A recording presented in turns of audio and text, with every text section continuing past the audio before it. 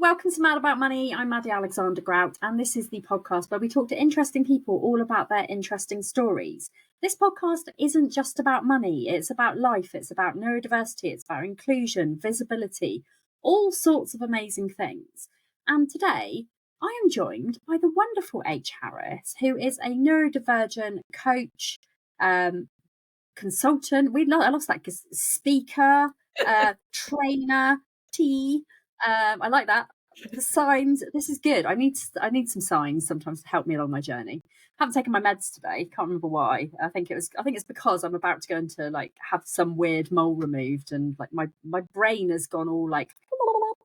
But anyway, and we've been talking for the last almost hour, which we were probably not supposed to do because we wanted to save some of it for the podcast. H, it's amazing to have you here. I've been following you from afar, from your content, from all the stuff you talk about online. And, when you just get a sense that, you're going to get on with somebody because your values are, so super aligned. That was you. And I can't remember who told me about you, but somebody told me about you. And they were like, you and H would really get on. So I thought I'll go and hunt you down and then just everything that you ever post, I'm like, yeah. So tell everybody who's listening a little bit about you. Hi, I'm H. My pronouns are they, them. And top and the bottom of it is I help neurodivergents own the shit out of who they are, live happier lives, and make more money. That's which is and that was absolutely fucking spot on. And this is why I wanted to get you on, because for me, doing my many different things, I like to refer to myself as a multi-potentialite who, I do too many things for people to actually remember what I do half the time. But for anybody who's listening and you don't or haven't come across me before, I am an ADHD business coach. I am a community leader. I run a membership called Invisible to Influential, which is all about people from marginalised backgrounds coming together to support each other to get more visible and own the shit out of life, which is very, very, very similar to you, which is fucking great. And I also do TikTok training and neurodiversity in the workplace training and some other random bits and bobs. But my biggest thing, the thing that I talk about the most, the thing that I love, the thing that I get super passionate about is showing up and being visible. Yeah. So we're going to talk a little bit about your visibility story. But first of all, I ask everybody who comes on this show, and it can be whatever you want it to be, but what's your money story? As we were sort of alluding to, chatting about just life, I always say that I come from a statistic where I should be in prison or dead. I was a foster. I'm glad you're not. Yeah, me too. Big ups. Because you're going to be on this podcast. I mean, the backdrop is a ruse. Yeah, I think the ultimately I was a foster child. I was in a children's home. And I phased out of that system when I was 18. Wow. And, statistically, coming out of that system, and you do, in my circumstances, you sort of come out with the clothes that are on your back. And, if you're fortunate enough to get opportunities, it's about taking the opportunities that are offered to you. So I was very privileged in that I had a very, excuse me, that I had a good education and I was able to be successful in inverted commas in that education. The reason I put it in inverted commas is it's that mainstream version of success. Yes. I was able to attain in that system. And I was also very fortunate to be welcomed into a family that took me in and showed me the way, and gave me that stability and that platform to be able to push off. So I actually went to university. I'm not sorry about. I love the way that you and this is something that I've just literally just picked up on. I actually went to university. The word actually, that's that's so like it. That's just thrown me a little bit, because Mm. like, why would you not? Like in my mind, why would you not I go to think university? Like, I don't know if, like, looking back now, um, would I have gone if my circumstances weren't as they were, and I didn't feel mm, like I had to go then, because there were time constraints and things around that, with around the support that I got as a previously looked after child, that sort of meant that was a sort of, yeah, it was like, you can do this and get out, or there isn't really anything. It was almost mm, like, this is the only road. You know, like those Disney films where it's like, oh, go off to wherever Belle from Beauty and the Beast lives, or go to the mansion. It was a bit like that. It was a bit like, you can go off yeah, like this or nothing. And or, you know, you fall, you become the victim of your experiences of trauma, mm, of things, because I was still battling those things. I was in the trenches. When yeah, university, big time, and it wasn't a comfortable place for me. I did not enjoy my experience at university because I was so within my own. I had no idea who I was. I had absolutely no, and I didn't understand my own neurodivergence. I don't think I was diagnosed at the time. I was diagnosed whilst at university. Like, okay, everything was like, in terms of identity and who I was and where I came from and all of that stuff, was so so fucking messy.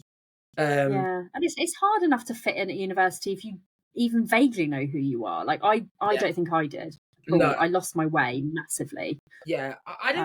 Like, I think where did you go? I went to Loughborough. Did Oh, sport Luca and Baruga. exercise degree. Luga Baruga, that's the one. Yeah, I went there, and I was like, okay, I'm going to be a teacher, because teachers made impact in my life. Like, it's Right, yeah, yeah.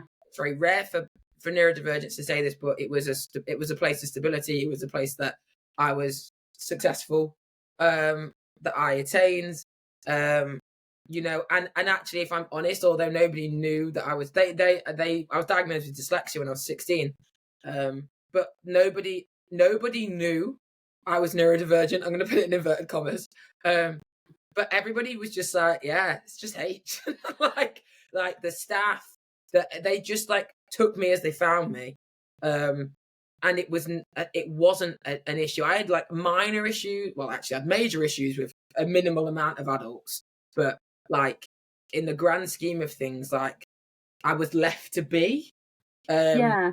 and I was just like embraced as being that. So I was really fortunate. Sort of by the time I got to the midpoint of secondary school, like, I was just doing my do, and I think because I was able to attain to those mainstream versions of success, I was just let to be.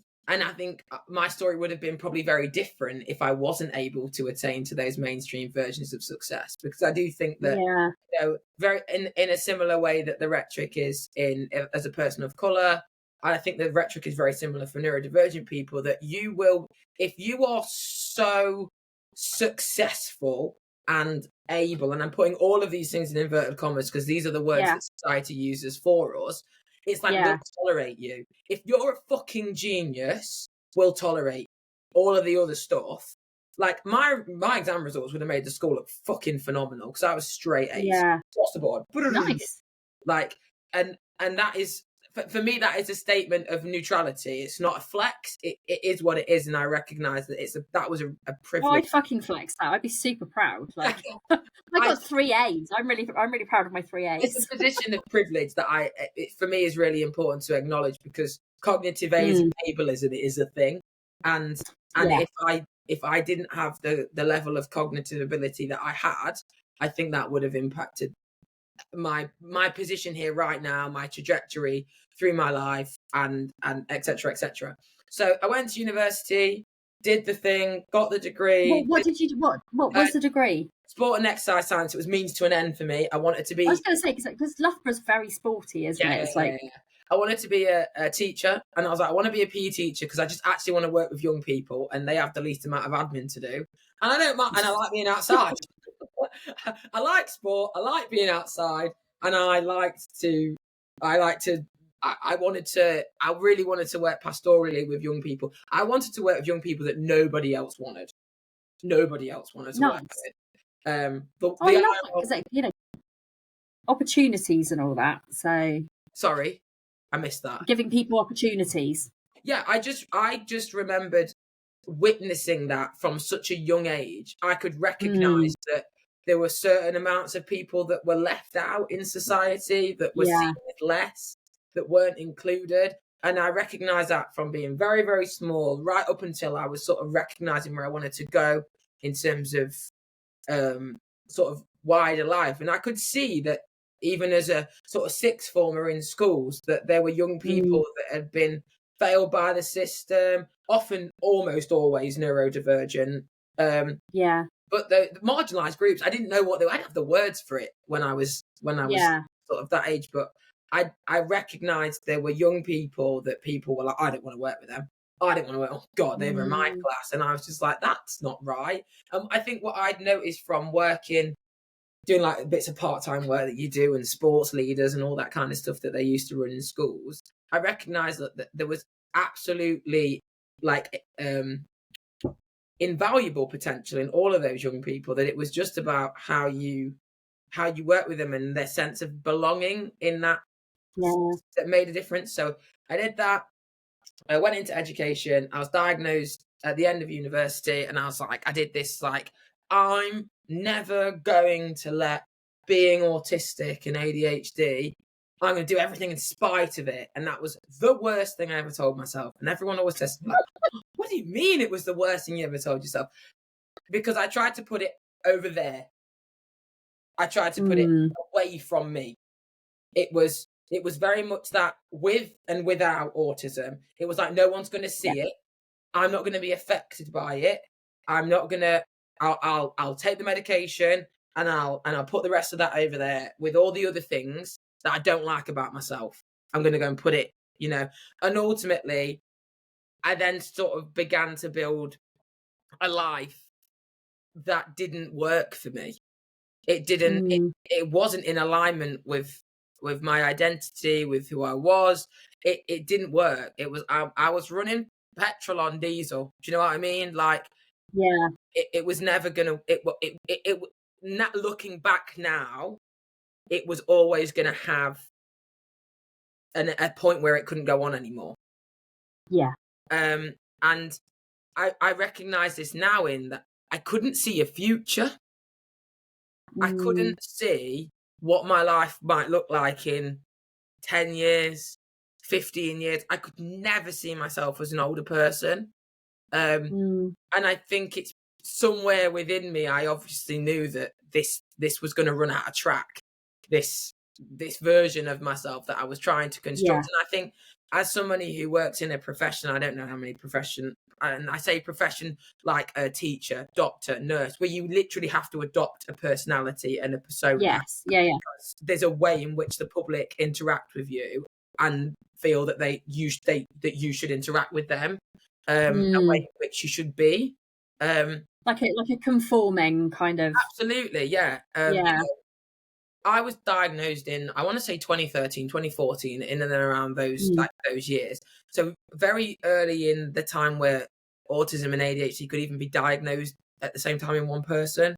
So literally, people would be like, "But you drive, but you're a job. You can't be a teacher and be autistic." Like, it was there was such that rhetoric. So I kept a lot to myself. I didn't.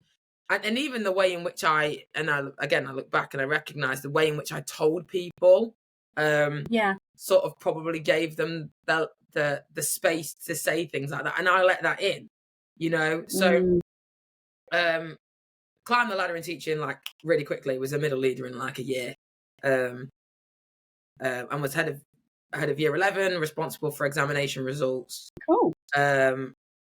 So yeah, I was doing all of that sort of stuff. And then COVID hit. Well, that guy. Hate COVID. And aside from the disruption, death, you know, everything that was experienced in that time. COVID for me was the life-changing moment, like life-defining, life-changing moment, Wow. because it made me stop and just sort of go, what am I doing? Like, what am I doing right now? Because I very much aligned with that, or, you know, would have aligned my journey with that pursuit of happiness. You know, like I did all the things, you know, I had the personal trainer, I, you know, did the holidays, I did, you know, all of those things in that pursuit of happiness. Yeah. Thinking that was what it was going to be. And at no point did I look at myself. Because for me, everything I am is everything I always was. Yeah. But I I didn't. guess it's just how you presented it. Yeah, I think that, you Yeah. know, our identity, we're molded by the things we experience, the things that happen to us, the things we think we should be thinking about, and the things we should be doing. And That I word should. should, We come across that word so much. It's like we should do that. We should do that. That word needs to get in the fuck it bucket. yeah, it's in the bin. It's It's a not a ruiner. vocabulary. It's in the bin, It's not. and we ain't recycling No. it. Like, I'm sorry, it's in the bin. And Mm. I think there was this moment for me where I was like, this is like do or die, and I need to I need to spend. Like, I'm never going to find the answer externally, because I think we look for it. If we're really honest, lots of us look for external ways to find happiness. Because I'd done everything. I was straight A's. I had the good job, the good car. I had the good everything, and I was miserable as shit. Yeah. Absolutely miserable as shit. And I was going about life and, you know, whatever, but I'd spend my whole weekends in bed, and I'd argue with my family. I had a shocking relationship with my family. I was like there, but I wasn't, you know? And there was nothing I could hang my hat on, nothing I could like put my finger on as to say what it was. So at the height of my money, at the height of my teaching career, walked away from it. Wow. Brave. Yeah. That's not what some people said, but it was the right thing to do. And it's Crazy. But simultaneously in COVID, I recognised that the education offer for neurodivergent young people that were at home wasn't where it needed to be. And it was inaccessible for lots of young people. It wasn't taken into account not only the way in which they access information, but also what they were experiencing in that moment. So I was running sort of tutoring. I just like started a private tutoring, like word of mouth. Like it was like, can you, like friends of like cousins of kids, and then I ended up with a little brood. So I walked away with that. But yeah, I walked away from education. Like having been offered a 20 grand pay rise, I walked away.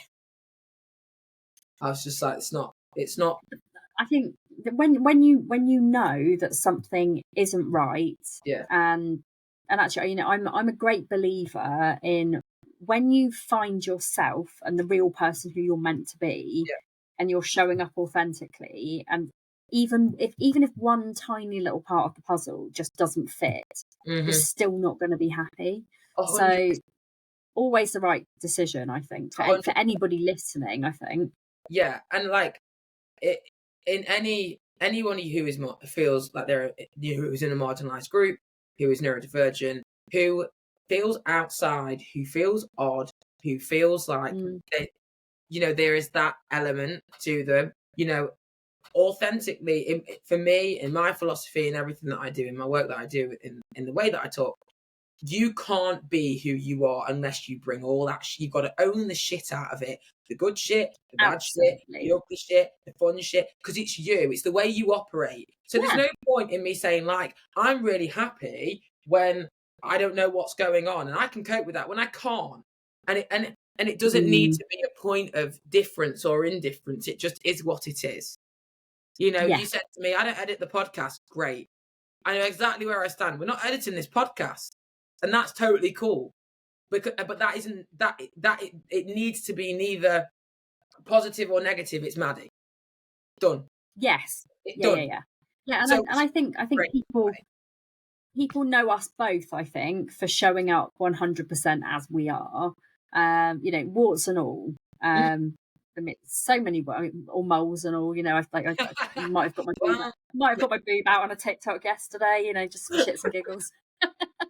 But you know, I think it is really important, and I think when you can't be honest with other people unless you're honest with yourself and kind of where you're sitting, like with everything, really. I mean, the amount of people that I guess probably come to you as well as me, who suspect that they might be neurodivergent. You know, I will always push people to try and get that validation. Not because you need a diagnosis, you don't need a certificate, you don't need a badge that says I have ADHD, I'm autistic. But it's about knowing yourself so that you can show up as the person who you're meant to be. For sure. And I think one of the biggest things that I've always said to people is like, and I'll give this away, like, okay, cool. So like if somebody says to you, I think I'm autistic, okay, cool. Like, because in validating other people, you give space to validate self. So many of us, especially those that believe that they may, and I am an absolute believer in self-identification, doctor identification, whatever anybody wants, or no identification. If someone's like, this is just the way I operate and I don't want to call it a thing, great. If you want to call it like, candy floss backflip, we'll call it candy floss backflip. Like whatever you want to call it, like it's totally fine. But as long as it's not offensive. But validation, you know, validation is an ethos. And if I want validation, which I do, because I'm a human being and we all want validation, really, I have to be ready to I want validation for being 100% myself.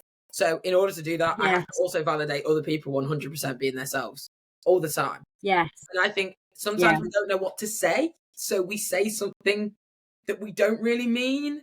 So so cool. Like I like Paw Patrol and I'm 50. That's cool. Which is your favorite pup? Like, talk to me. Like Ooh.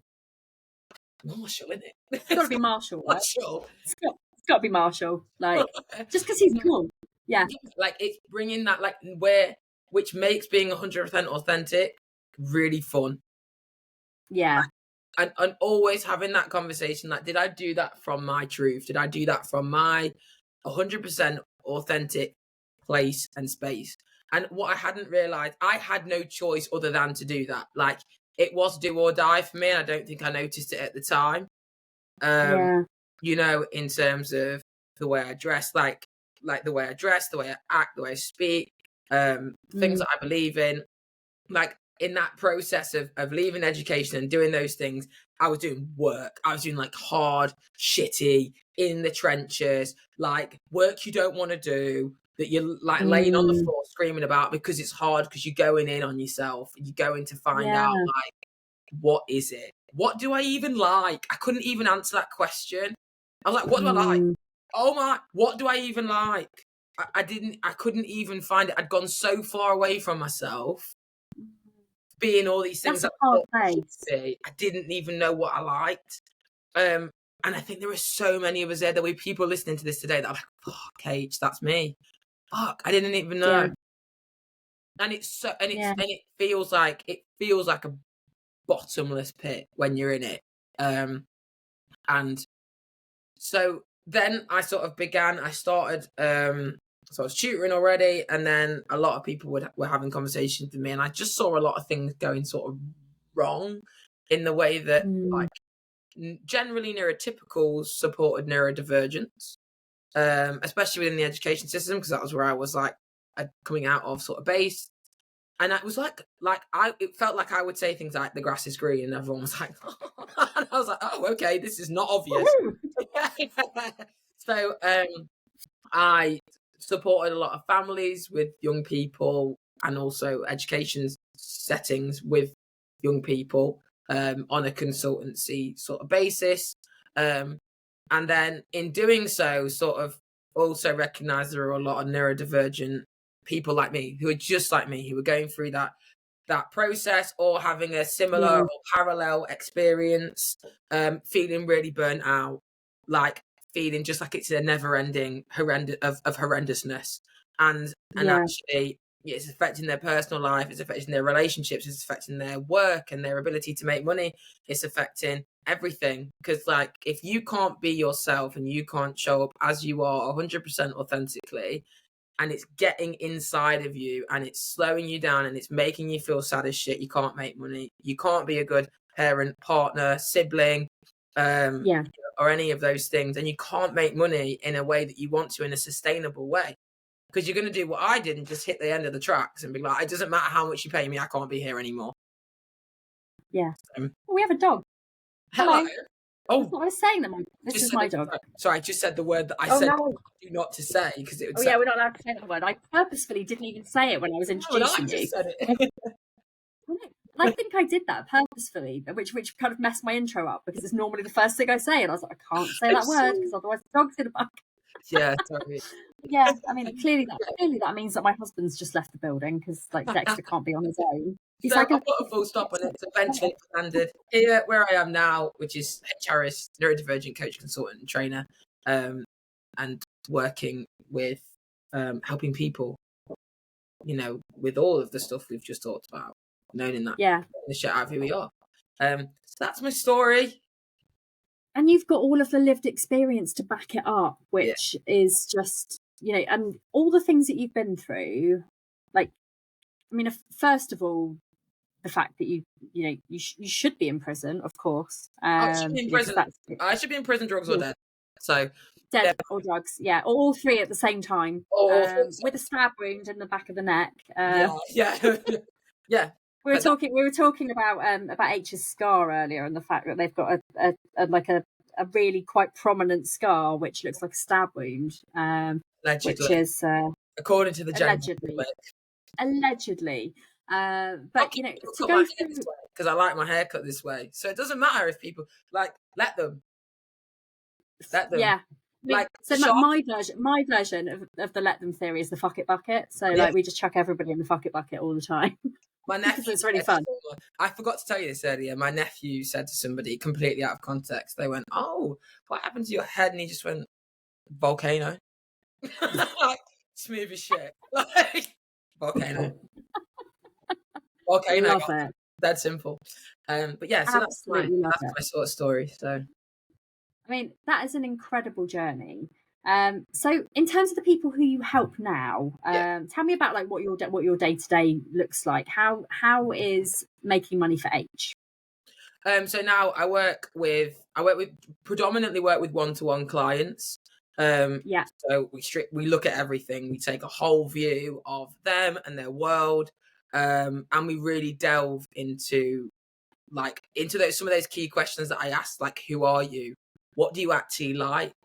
Like, where do you want to go? Like, what makes you feel good? What regulates you? Because it's about pulling all of those things in, because whether you're neurodivergent or not, you need to regulate. Everybody needs to regulate. And we don't do it. We just don't. Like, we think it's coming, it's gonna catch up with us, or we're gonna do something else. And to do that in an authentic way, I have a massive opinion on play. For some reason, and I don't know why, we get to an age and apparently we're not allowed to play anymore. Like, I play all the time. It's just like, oh, that's immature, or why are you doing that? No, I'm gonna buy Lego. I'm gonna play my guitar. I'm gonna jump on a trampoline. I like doing those things, so I'm gonna continue to do those things. Like, there is no age limit. There is no restriction on regulation. Like, it's joy. Yeah. But for some people, that is not me. I am not that. I got a ukulele. Ukulele. I've always called it a ukulele because my little brother used ukulele. But look at this, right? This is the most beautiful ukulele you will have ever seen in your entire life. Oh, nice. It's like a Day of the Dead one. Super cool. Oh, that's very cool. Can I play it? No. I've tried. Yeah. I am learning. I've downloaded some YouTube videos, and I've learned how to play Happy Birthday and something else, which is the bangers. very exciting. The bangers. I know. but this is the thing, and this is, I mean, also again, like very much a person who picks up hobbies and then goes, oh, I can't be asked to do that anymore, I'm not going to do it. But great, Hey, ADHD. because you might Yeah. come back round to that hobby. It's a talking I point. will. It's all of those things, and I think it's like saying when working with people on a one-to-one basis, it's about going in and making those areas good. It's because what they have isn't a waste. When we feel so overwhelmed, we're just like, nothing's fucking working, everything is wrong. And you know, and it might be a balance. Like you yourself, you're a neurodivergent household, so you know some of the one-to-one clients that I work with, it's about how we balance. Because as a parent, the rhetoric about being a parent is that's the hill you should be dying on. Like you should come last. I died on my way up that hill. Yeah, you should come last. You should not, you know, you've got to do this and you've got to do that and all of those things, because again, it's the shoulds, isn't it? Like should and I should and I should, and if I don't, I'm shit. If I don't, I'm a shit and I'm not good enough. And I've got a child who's neurodivergent, and they have things that other young people don't have, and I need to do that, and we have all of this, and actually to ever be able to achieve that in a constructive, productive way, we've got to do us. And we can do those simultaneously, because I know when I work with neurodivergent people, if you just ignore that, we'll come back to it. Doesn't work for some people. Some people can. Some people can have a compartmentalized way of looking at that. But for others, it's like, I can't just stop parenting. Like it's about fleshing out that way of living where we have that balance, where we are doing fun things. What's the fucking point if we're all unhappy and it's boring? Nobody wants to be boring. And how do we find ways to have fun? Yeah, do you know what? I think one of the time where I felt the most like I had no idea who I was actually after the pandemic.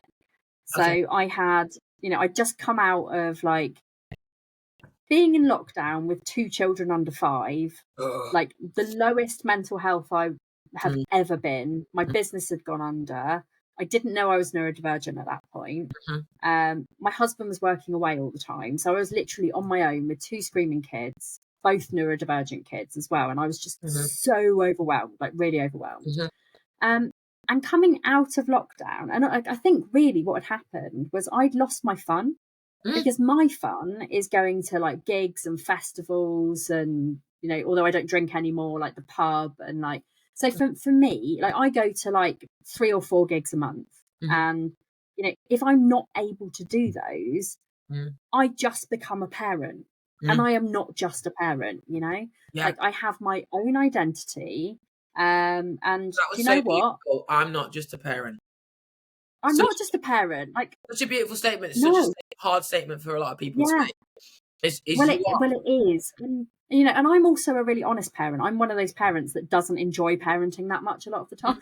And I'm quite open about that, because, you know, like it's especially when you've got neurodivergent children and you're neurodivergent yourself, and it's really fucking hard, and you are constantly on that, you know, on that kind of mission to help your kids to know who they are as much as knowing who you are. You need to have a fucking social life. And that was when I was at the lowest of the low, because I couldn't have a social life. It was very, you know, but I stayed in and I listened to loads of music. And I, you know, I'm still that same person who listens to like all the bands that I liked in like the 2000s.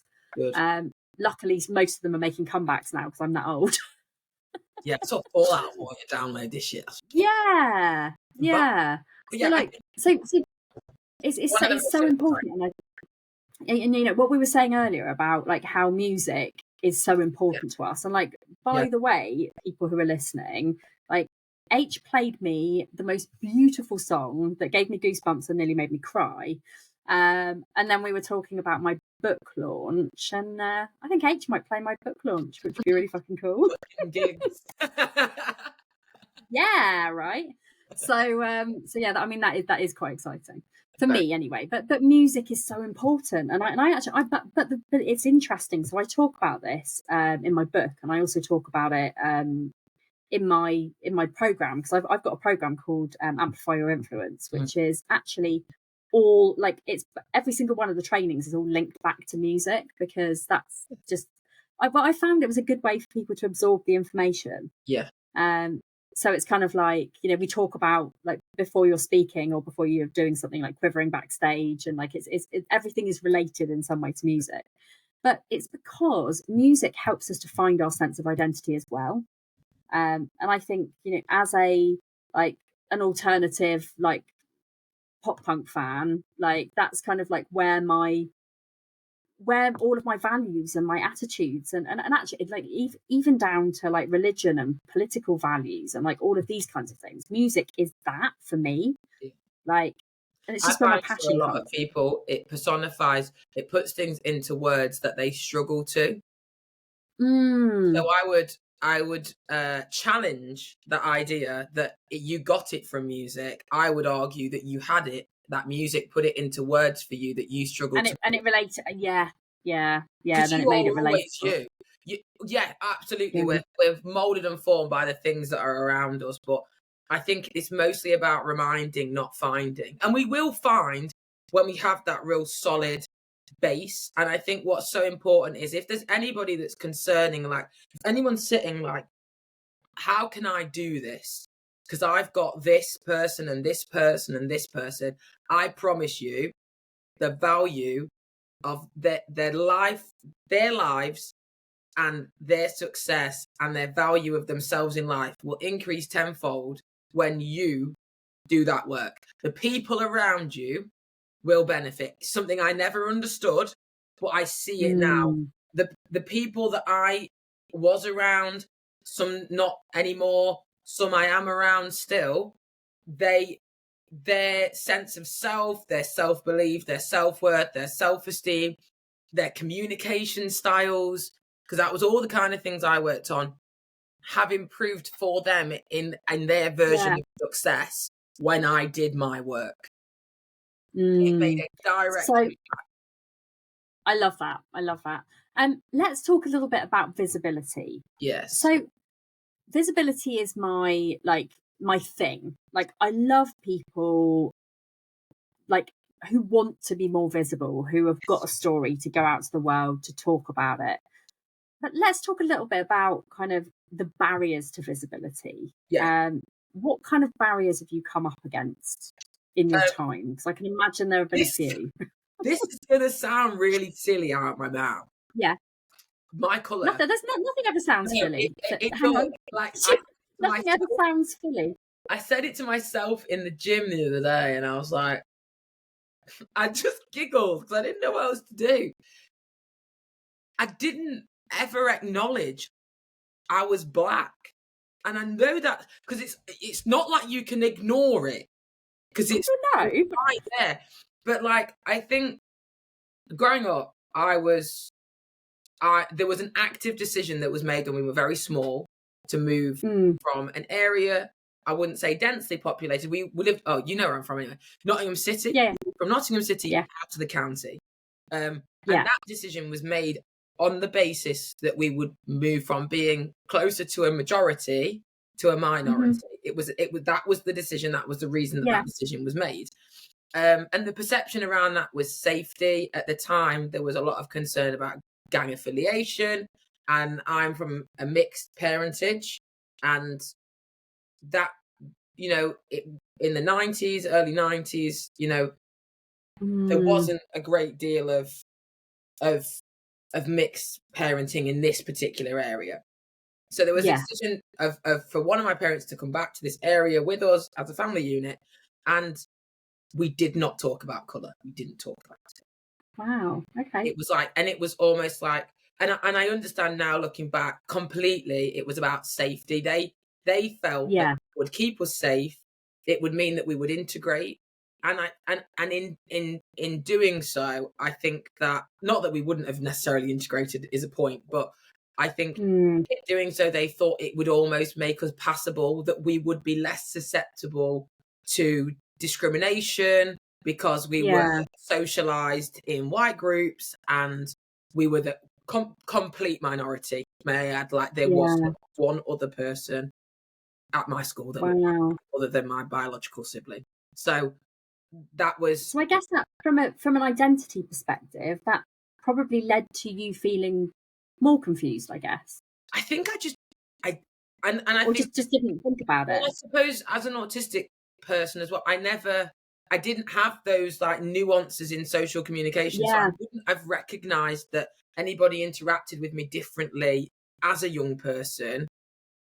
But my hair was different, and people would ask me questions, and I didn't have that. I just sort of brushed it off. It was almost, I made it non-important. But yeah, ultimately, if someone is going to discriminate against me, they're going to do it. If somebody is like, only the people that would know me deeply would that ever matter. Do you know what I mean? Like, yeah. would, because somebody that wants to discriminate against me on the basis of the color of my skin is going to do so on the basis of the color of my skin. Like, And that would make them a cunt. There you go. I said it. you know, I told you I was going. um, Get but in. where that sort of came a little bit to a head is as I got older, because I didn't have any heritage. I didn't Mm, I didn't eat Caribbean food. I didn't know how, like, even my hair was straightened. So like I didn't mm, even know how to style afro hair. There were all these things I didn't know where I come from. I didn't know anything. I didn't know about Windrush, like nothing. mm. Like I knew nothing. So then when I went out of my, I worked in Leicester. So when I went out of my little, you know, bubble that I'd lived in my whole life, Yeah. and I was meeting Where did you people, work in Leicester? I bet we. Oh, undisclosed location, I'll tell you later. oh, that sounds interesting. um, I didn't have anything to talk about. So I met people Yeah, who looked like me, and and they and I looked like them, and so there was that common, and it was almost, I didn't lie in any land. It was mm, it was a strange thing. So I think that is something that I talk about a lot more now than I ever have, because it was sort of like, we don't talk about it, it's not important, because it was a safety thing. It was like, no, we don't talk about it because we don't want to be ostracized, we don't want to stand out. We yeah. want you to be able to just go to school and not have any problems, and not get, to the point in which they had to really consider the names they were going to give us, that they could Wow. use as slurs. So I think all these things that was never discussed with me in an attempt to keep us safe. I remember a conversation about, with grandparents and stuff, about like, people would stare when they saw my grandparents like with us walking Mm, town centres, and my gran would just say, "You just stare back and then you stick your tongue out." And I had no idea why. I had no idea why. I had no idea why I was doing that. But like, yeah, so but it was all about safety, and it was all about keeping us safe. But it meant that, and I've been really fortunate that I have beautiful friends in the Afro-Caribbean community that have allowed, even my hairdresser and now my barber, you know have given me the space to talk about that, and discuss that, yeah. and it not be something that I should keep invisible, because I can't ultimately. And I think that was the barrier that I walked in, because it is the first thing people see, but it was the last thing I acknowledged. And I think I came from a rhetoric where it was like, it's not important, don't talk about it. It's not important, don't talk about it. It is important. It's just as important as every other aspect. Do you know what I mean? Yeah. Uh, Like, and it's, and sorry. coming back and thinking about kind of my early years, I went to a primary school which was quite small. There was one black person in my entire primary Mm, school. So I hadn't had a huge amount of kind of interactions, but it just so happened that the black person was in my class. I was really good friends with them, and I just grew up being friends with this yeah, person. And actually, then when I moved into because I used to live in a village, right, and yeah, on like an army base. yeah, So we talked a little bit about that yeah, as well, didn't we? But yeah, so I was in this teeny weeny village, which like it was just very small. But the one black family that were in our community, they were in our community. There was no segregation. There was nothing. It was just all in my line kind of mm, fairly normal. Whereas like now looking at Ben's primary school, there are so many different like so diverse. ethnicities and religions and diversity, and it's all very like there's so much more, but Yeah. actually I think they learn more about it in school now as Yeah. well, whereas I don't think we didn't No, really. I think So it's very complex. What sometimes looks like integration on the surface. I mean, you could argue that neurodivergent young people are integrated into schools, but we all know that there's a segregation that exists. So oh, I absolutely, think yeah. it's really difficult. But I think less for me about segregation. I never felt. I mean, I know why I wasn't picked to play people in the Nativity, and now I do, and I know why I was, always cast as a sheep, though. Just say it. Deal with Yeah, that. any more ironic? Oh my Um, god, seriously. there was things like that where I was never, but I was also like a larger bodied, black, boisterous kid, so I didn't at all fit the rhetoric in terms of gender Yeah, equality, in terms of any rhetoric actually. So I wasn't chosen for things, but it more so about my understanding of my culture and being visible yeah, within the other part of my heritage, because I have two parts. mm, The part that you can see more visibly, and there's another yeah, part, an equal part of my heritage that probably makes up more of my heritage is my white heritage, because I've heard of it and I've had to learn the other aspect. yeah, So there's been that learning process there, and even learning still to how to show up and be more visible, because then there was a bit like I'm a fake black person. I don't know anything about being black, oh my god, you wow, know? bless you. I mean, like, yeah, there's and I think this is another thing. It's like the stories that we tell each other Yeah, and we tell ourselves from the things that we have around us, the yeah, things that society say, and that just makes it even harder for people. And this is yeah, why I love helping people to show up, because absolutely. it's all about owning your own shit, owning the stuff that's inside, but it's not necessarily what group you belong to. It's about your story, your soundtrack, like Yeah, and the fact that it's constantly and ever changing. yeah. And Can you you sit are in a not room with yourself? defined. Can you sit in a room with yourself? Yeah, yeah. And you are not defined by any one of those things that make up who you are. It's just your Yeah, personality. That's yeah, the thing that is so yeah, yeah. Yeah. important for I, people I to was, understand. yeah, and like when I speak to family, like when I've spoken to family before about like, I'm not going to say coming out because we just don't do that in my adoptive family. It's just not a thing. Um, Yeah, like when we've had conversations, it will just be like, yeah, that's just you. Like that's you. yeah, Like no shocks, no shocks have ever been delivered. It but like that just like over meanness. Do you know what I mean? And I think it's yeah. it's I think that self-reflection is the depth. You have to, there's self-reflection and then there's self-reflection. Like, and you've got to get Yeah. more comfortable at like ground zero level reflection. Mm, Because loads of us can be like, I don't care what anybody thinks. I don't care what anybody thinks. And then it's like you get a shit comment online and you're like, fuck. So if you care what people think, you care what people think. That is where you are. Like, we can't yeah. wish it away. We can't wish it away. The first step of everything No. is here I am. Here I am. And here I stand. And then from there we can work. We can work, we can push, we can see where we can go. But like we have to be gentle and we have to be safe. Yeah. Lots of people say to me like, H, how do I unmask? Like, how does that work? How do you unmask? Well, you unmask when it's safe. You unmask where you feel safe. It is like absolute dangerous advice for me to say, just do what you like.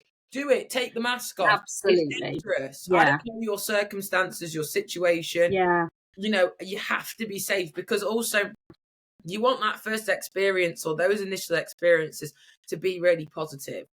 And that's why Yeah. Because you don't want people to go hiding back into who they were before, and not absolutely exactly that. It's safety. really difficult, I think. Some people just whip that mask off and they're like strut away. Like, but not that, Yeah. it's not everybody, and that if that's not you, you're still valid.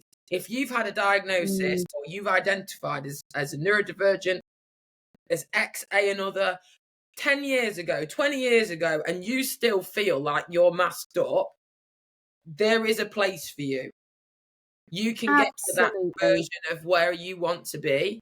You take Yeah. your time. It's your time. It's your journey. No one gets to dictate where you should be or you shouldn't be. Love that. Absolutely love that. H, where can people find you You can find online and stuff? all of I mean, my we're not going to come and hunt you down like yeah. after that conversation. Christ. Um, you can find me. All of my links should be the same. So everything is at hharris.uk. So my email is h@hharris.uk. My Instagram is hharris.uk. My TikTok should be hharris.uk. Everything should align. I say should. I am in the middle of Only time where should is acceptable. yeah. If things look like a bit of a DT project right now, it's because things are getting updated. So but yeah, just reach out, DM, drop me a message. I'm gonna go away now and find out where H worked secretly in Leicester, which is so covert. I'll tell you off this. It's covert. Oh, if you know well, it. it's been an absolute pleasure having you on. So many things to think about and really interesting conversations. For anybody who is listening to this who hasn't joined my membership yet, Invisible to Influential, it's £10 a month. If you are looking at getting visible online or out in the press, the media, whatever, come and hang out with us. Download Mad About Money app. It's completely free and it is a place for neurodivergents to hang out, to get their money story sorted and feel a little bit more aligned with what they're doing. Also for entrepreneurs as well. I have been Maddie Alexander-Grout. I still will be next week as well. And I still am right this second, as far as I'm aware. H, and I still am H, and I will be H next time. Yes, we are going to be who we are. We are. Right now and next week. We are. Everyone go and follow H and we will see you next time.